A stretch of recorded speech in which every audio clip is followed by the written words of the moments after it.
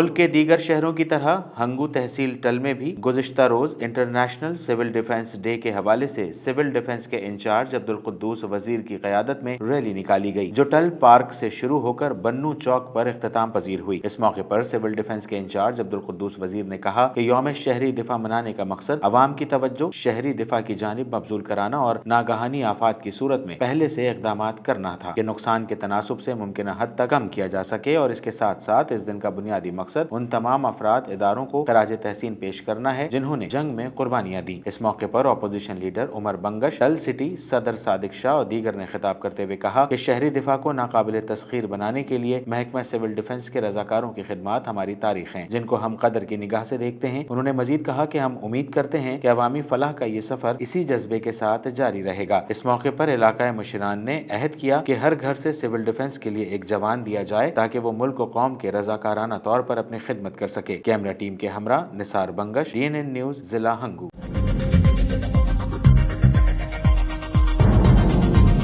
News سے اپ date رہنے کے لیے ہمارے چینل کو سبسکرائب کریں اور بیل آئیکن پر کلک کریں۔